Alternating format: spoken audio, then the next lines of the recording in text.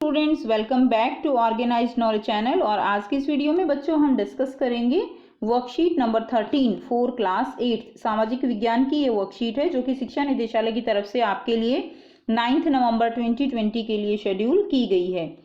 हम बेटा जो चैप्टर कंटिन्यू है हमारा वो किस बारे में कंटिन्यू है कि किस तरह से कंपनी ने अपने पैर वो भारत में पसारे थे, कंपनी का फैलता शासन। ठीक है, तो हमने लास्ट वर्कशीट में पढ़ा कि किस तरह प्लासी का युद्ध हुआ, बक्सर की लड़ाई हुई। उसके बाद हम इसको आगे कंटिन्यू करेंगे।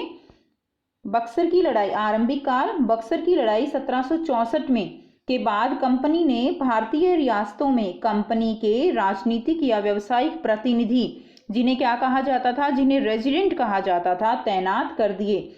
यानी बक्सर के बाद हमने पढ़ा था कि किस तरह बंगाल के नवाब जो है वो कंपनी के लोग जो है वो बन बैठे थे। उसके बाद उन्होंने क्या किया, उन्होंने कंपनी के राजनीतिक के व्यावसायिक प्रतिनिधि वो जो है रियासतों में उन्होंने रख दिए, जिनको क्या कहा जाता था, जिनको रेजिडेंट कहा जाता था। उनका काम कंपनी के हितों की रक्षा करना और उन्हें आगे बढ़ाना था। रेजिडेंट के माध्यमों से कंपनी के अधिकारी भारतीय राज्यों के भीतरी मामलों में भी दखल देने लगे थे। ठीक है, यानी वो अब पूरी तरह से रियासतों को अपने कब्जे में करना चाहते थे। अगला राजा कौन होगा, किसको किस पद पर बिठाया जाएगा, ये सारी चीजें कंपनी के अफसर तय करना चाहते थे। यानी वो हर काम में इंटरफेयर करना चाहते थे। उसके बाद हम पढ़ेंगे, कई बार कंपनी ने रियासतों पर सहायक संधि भी थोप दी थी। तो ये क्या थी, ये थी सहायक संधि, जिसके कारण बहुत सारी रियासतों का विलय जो है उन्होंने अपने जो कब्जे वाले इलाके थे उनमें कर लिया। तो सहायक संधि थी, ये क्या थी कि जो रियासत इस बंदोबस्त को मान लेती थी उसे अपनी स्वतंत्र सेनाएं रखने का अधिकार नहीं रहता था। यानी ये कंपनी और रियासतों के बीच की एक संधि थी और इस संधि के अनुसार जो भी इस संधि को अपना लेता था, मान लेता था, वह अपनी स्वतंत्र सेनाएं नहीं रख सकता था और उसे कंपनी की तरफ से सुरक्षा मिलती थी। यानी एक तरह से कंपनी जो है वो उसकी सुरक्षा का अधिकार ले लेती और इस सहायक सेना के रख रखाव के लिए भारतीय शासक कंपनी को रकम देते थे। और जो सुरक्षा कंपनी करती थी उसकी रियासत की, तो उसके रख रखाव के लिए भारतीय शासक जो है वो क्या करते थे, कंपनी को रकम देते थे। और अगर भारतीय शासक रकम अदा करने में चूक जाते या उनकी रकम अदा नहीं कर पाते तो जुर्माने के तौर पर उनका इलाका कंपनी अपने कब्जे में ले लेती थी। ठीक है, उदाहरण के लिए जब रिचर्ड वेलेस्ली गवर्नर जनरल था तो उस समय क्या हुआ, अवध के नवाब को 1801 में अपना आधा इलाका कंपनी को सौंपने के लिए मजबूर किया गया, क्योंकि वो सहायक सेना के लिए रकम अदा करने से चूक गया। तो यानी ये जो सहायक संधि थी, ये एक तरह से सारी जो रियासतें थी उनको अपने अंदर विलय करने का बहुत ही बड़ा, आप कह सकते हो, कंपनी की तरफ से एक जाल था। अब देखिए, इसी के आधार पर जो है हैदराबाद के भी कई इलाके वो छीन लिए गए थे। नेक्स्ट है सीधी लड़ाई। तो एक तो उन्होंने तरीका अपनाया सहायक संधि का कि किस तरह रियासतों को विलय किया जाए, उन पे कब्जा किया जाए। दूसरा तरीका उन्होंने अपनाया सीधी लड़ाई का। अब जो अंग्रेज थे, कंपनी थी, वो काफ़ी मजबूत हो चुकी थी। ठीक है, उनके पास काफ़ी एरिया आ गया था, काफ़ी लोग उनके साथ जुड़ चुके थे, उन्होंने बड़ी सेनाओं का निर्माण कर लिया था, जिससे वो अब सीधी लड़ाई करने में भी सक्षम हो चुके थे। सीधी लड़ाई में आरंभिक वर्षों में शक्तियां अर्जित करने के बाद कंपनी को अपने राजनीतिक और आर्थिक हितों पर खतरा दिखाई दिया, तो कंपनी ने प्रत्यक्ष सैनिक टकराव का रास्ता भी अपनाया। इसमें हम दो उदाहरणों से समझ सकते हैं। तो पहला क्या था, मैसूर का टीपू सुल्तान। आप सब बच्चों ने टीपू सुल्तान का नाम सुना है, हैदर अली और उनके विख्यात पुत्र जो कौन थे, टीपू सुल्तान। जैसे शक्तिशाली शासकों के नेतृत्व में मैसूर जो है वो काफी ताकतवर हो चुका था। मालाबार तट पर होने वाला व्यापार मैसूर रियासत के नियंत्रण में था। अब देखिए, मालाबार तट पर जो है व्यापार होता था, कंपनी व्यापार करती थी, जहां से जो भारत का सामान था, जैसे काली मिर्च और इलायची, वो जो है खरीदती थी और फिर उसको जो है ब्रिटेन जो है वो भेजा जाता था। 1785 में टीपू सुल्तान ने अपनी रियासत में पड़ने वाले बंदरगाहों से कंपनी को काली मिर्च और इलायची के निर्यात के लिए रोक दिया। तो 1785 में टीपू सुल्तान ने इसका व्यापार रोक दिया। सुल्तान ने स्थानीय सौदागरों को भी कंपनी के साथ व्यापार करने से रोक दिया। तो सुल्तान ने फ्रांसीसी व्यापारियों के साथ भी घनिष्ठ संबंध विकसित किए। तो टीपू सुल्तान ने क्या किया, व्यापारियों के साथ भी उन्होंने जो है, जो फ्रांसीसी व्यापारी थे उनके साथ उन्होंने मित्रता बढ़ाई और उसकी मदद से अपनी सेना का क्या किया, आधुनिकीकरण किया। अब इस बात से सुल्तान के इन कदमों से क्या हुआ, अंग्रेज जो है वो आग बबूला हो गए, आग बबूला यानी गुस्सा हो गए। मैसूर के साथ उन्होंने 4 बार क्या किया, युद्ध किया, जंग किया उसको जो है हटाने के लिए। 1767 से 69, 80 से 84, 90 से 92 और 1799 में क्या हुई बेटा, जंग हुई। श्रीरंगपट्टम की जंग जो है, श्रीरंगपट्टम की जंग जो है कब हुई, 1799 में क्या हुआ, टीपू सुल्तान मारे गए। और मैसूर का राजकाज जो है वो पुराने वोडियार राजवंश के हाथों में ही सौंप दिया। और वो क्या था, वो उसके एक हाथों की कठपुतली था। और इसके साथ ही मैसूर पर भी सहायक संधि जो है वो थोप दी गई।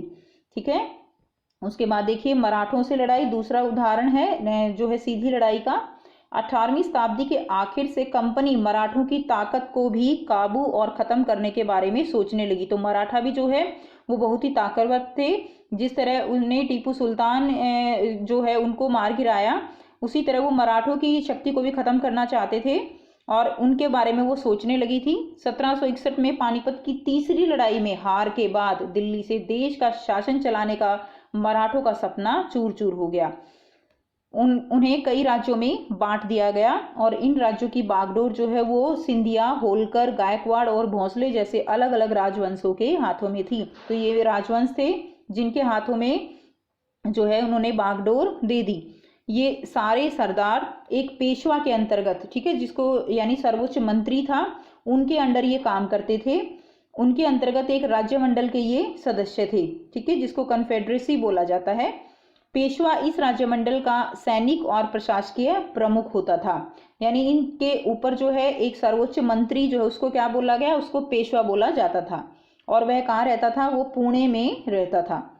महादजी सिंधिया और नाना फडणवीस 2 प्रसिद्ध मराठा योद्धा और राजनीतिज्ञ थे। एक के बाद एक कई युद्धों के द्वारा कंपनी ने मराठों को घुटने टेकने पर मजबूर कर दिया। यानी लगातार युद्ध होने के कारण क्या हुआ कि मराठा जो है उनकी शक्ति कम हो गई और वह घुटने टेकने पर मजबूर हो गई। पहला युद्ध 1782 में सालबाई संधि के साथ खत्म हुआ। ठीक है, पहला युद्ध खत्म हुआ जिसमें कोई भी पक्ष वो नहीं जीत पाया। दूसरा अंग्रेज मराठा युद्ध 1803 से 5 तक हुआ और कई मोर्चों पर लड़ा गया। इसका नतीजा क्या हुआ, इसका नतीजा ये हुआ कि उड़ीसा और यमुना के उत्तर में स्थित आगरा और दिल्ली सहित कई भूभाग अंग्रेजों के कब्जे में आ गए। यानी एक तरह से यहाँ पर मराठा जो है वो हार गए और उड़ीसा और यमुना के उत्तर में स्थित आगरा और दिल्ली जैसे कई जो मेन भूभाग थे वो अंग्रेजों के कब्जे में आ गए। अंततः 1817 से 19 के तीसरे अंग्रेज मराठा युद्ध में मराठों की ताकत को पूरी तरह से कुचल दिया गया। पेशवा को पुणे से हटाकर कानपुर के बिठूर में पेंशन पर भेज दिया गया। अब विंध्य के दक्षिण में स्थित पूरे भूभाग पर कंपनी का नियंत्रण हो चुका था। ठीक है, तो इस तरह से हमने पढ़ा कि किस तरह कंपनी का प्रसार जो है यहाँ पर लगातार हुआ। अब बेटा यहाँ पर कुछ प्रश्न दिए गए हैं जिनको आपको सॉल्व करना है। प्रश्न 1 है, ईस्ट इंडिया कंपनी ने सहायक संधि के द्वारा भारतीय रियासतों पर किस प्रकार कब्जा किया। तो हमने पढ़ा कि किस तरह सहायक संधि जो है थोप कर कंपनी ने रियासतों को अपने एरिया में, अपने क्षेत्र में उनका विलय कर लिया। तो ये बेटा देखते हैं इसका आंसर आप कैसे लिखेंगे। तो बेटा ये आपका फर्स्ट क्वेश्चन का आंसर हो जाएगा। ठीक है, फर्स्ट का आंसर है ये। सहायक संधि क्या थी, वह संधि थी जिसको अगर कोई रियासत मान लेती थी तो उसे अपनी स्वतंत्र सेनानी रखने का, अपनी स्वतंत्र सेना जो है वो रखने का अधिकार नहीं रहता था। सेना, ठीक है, स्वतंत्र सेना रखने का अधिकार नहीं रहता था। उसे कंपनी की तरफ से सुरक्षा मिलती और सहायक सेना के रख रखाव के लिए भारतीय शासक कंपनी को रकम देते थे। और अगर भारतीय शासक रकम अदा करने में चूक जाते तो कंपनी उनका इलाका अपने कब्जे में ले लेती थी। तो ये आंसर बेटा आप जो है फर्स्ट क्वेश्चन का लिखेंगे कि किस तरह सहायक संधि जो है वो किस तरह से उसने सहायक संधि से उन्होंने क्षेत्र को अपने कब्जे में लिया। नेक्स्ट है प्रश्न 2, अंग्रेज टीपू सुल्तान से क्यों आग बबूला थे, इस लड़ाई के क्या परिणाम हुए। तो हमने पढ़ा था अंग्रेज क्यों टीपू सुल्तान से आग बबूला थे, क्योंकि उसने निर्यात पर रोक लगा दी थी। तो आइए बेटा करते हैं इसका आंसर। यह है बेटा आपका क्वेश्चन नंबर 2 का उत्तर। 1785 में टीपू सुल्तान ने अपनी रियासत में पड़ने वाले बंदरगाहों से कंपनी को काली मिर्च और इलायची के निर्यात को रोक दिया और इस कदम से अंग्रेज आग बबूला हो गए और उन्होंने मैसूर के साथ 4 बार युद्ध किया और आखिर में श्रीरंगपट्टनम की जंग में टीपू सुल्तान मारे गए। ठीक है, तो ये जो है आप आंसर लिखेंगे। तो लड़ाई का परिणाम क्या हुआ, यहाँ पर टीपू सुल्तान जो है वो मारे गए। ठीक है, तो ये आपका क्वेश्चन नंबर 2 का उत्तर हो जाएगा। नेक्स्ट क्वेश्चन करेंगे। प्रश्न 3 है, मराठा संघ के प्रमुख राजवंश कौन से थे और ये संघ किस प्रकार से शासित था। तो प्रमुख राजवंश कौन से थे बेटा, ये आप लिखोगे सिंधिया, होलकर, गायकवाड़ और भोंसले। ठीक है, तो आप यहाँ से लिखेंगे जो है 4 ये लिख देंगे आप। Number 1 Scindia, number 2 Holkar, number 3 जो है गायकवाड़ और नंबर 4 जो है भोंसले। उसके बाद आप लिखेंगे ये सारे सरदार एक पेशवा के अंतर्गत एक राज्य मंडल के सदस्य थे और पेशवा इस राज्य मंडल का सैनिक और प्रशासकीय प्रमुख होता था और पुणे में रहता था। तो यहाँ से बेटा आप ये लिखेंगे। ठीक है, पहले आप 1 2 3 4 नंबर डाल के और ये प्रमुख राजवंश के नाम लिख दीजिए। उसके बाद आप लिखेंगे यहाँ से ये सारे सरदार यहाँ से लेकर और पुणे में रहता था यहाँ तक आप लिख देंगे। ये आपका क्वेश्चन नंबर 2 का उत्तर हो जाएगा। ठीक है, 2 का नहीं बेटा 3 का उत्तर हो जाएगा। मराठा संघ के प्रमुख राजवंश कौन से थे और ये संघ किस प्रकार से शासित था इसका।